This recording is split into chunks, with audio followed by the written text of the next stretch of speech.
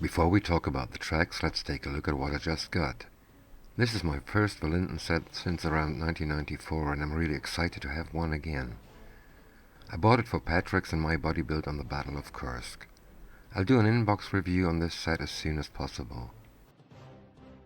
I ordered these Miniart figures for Steve Mottram's M-Build. They'll serve as French crewmen of my M7 Priest, of which I'll build the French version.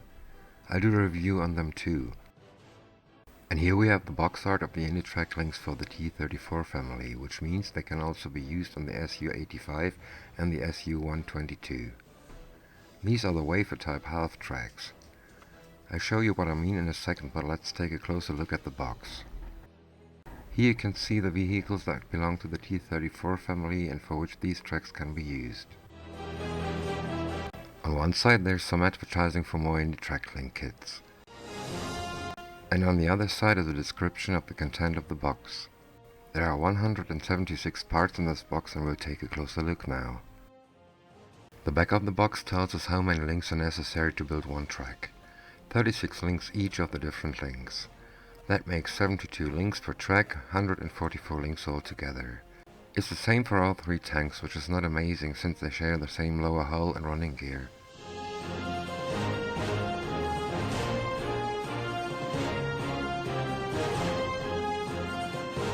The kit contains 10 sprues of 8 links each with the guide horn and 8 sprues of 12 links each without it. Here you can see why these are the half-type tracks. Each link consists of 2 links. In this way it was possible to replace damaged links faster and with less waste or need of spare parts, however you want to put it.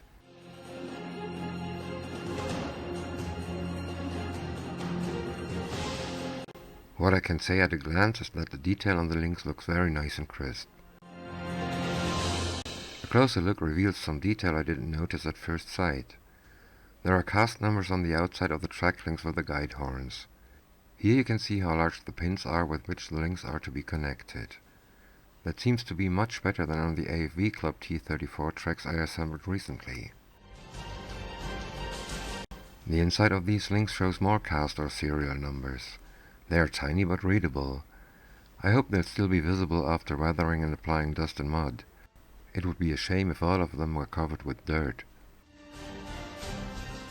And now for the sprues. These bolts are not needed for the assembly of the tracks. The sprue gates look huge and are even on the parts. That doesn't look as good as on the AFV Club tracks.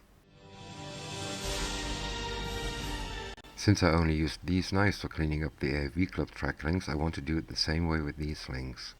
Here's an example of what the links look like after cutting them off the sprue carefully. The plastic is much softer than that of the AFV Club tracks. That means I will have to clean the links as careful as possible. The areas that need to be cleaned up are larger than on the AFV Club tracks.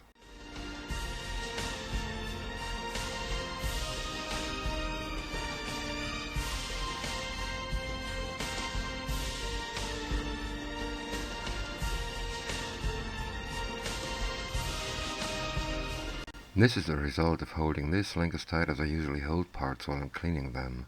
As I said, the styrene is rather soft, but it's also brittle. I doubt that I can get it back into shape. And now it's clear why there are so many links in this kit. Well, in the end I cleaned up 8 links each and I'm ready to assemble them.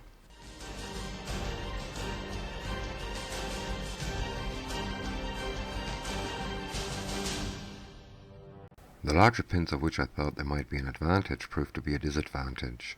While putting the links together, many of them were damaged. Of course that takes out the workable on these tracks. I decided to remove all pins and assemble them like magic tracks. I used sticky tape and a ruler to put the links together. Then I glued them with Revell Contactor Professional. Even if I had Tamiya extra thin, I wouldn't use it because you need the tracks to be shapeable to mount them. Revell glue cures slowly and it's just perfect for this. At least I thought so. The result is sobering.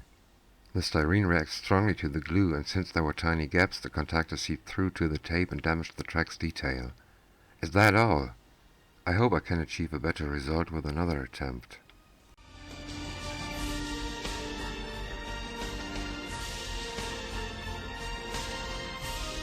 I tried to find out what I did wrong. Maybe I didn't clean up the links good enough, so I decided to sand the last bits of the screw gates down till they were smooth. Then there were these seam lines to remove. Perhaps they were too pronounced to allow the links to fit properly. I scraped them off with the tip of a number 11 blade, and I took extra care of the areas around the pins. It took me 2 minutes for each link to do this.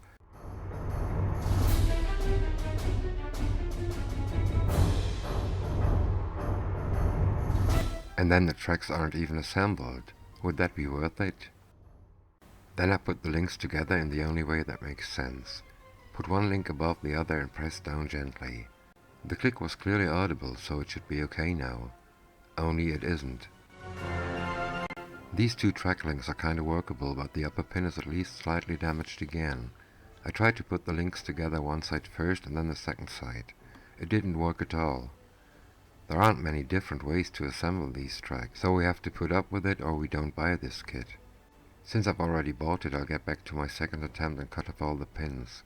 I find a better way to apply the glue and assemble them like magic tracks.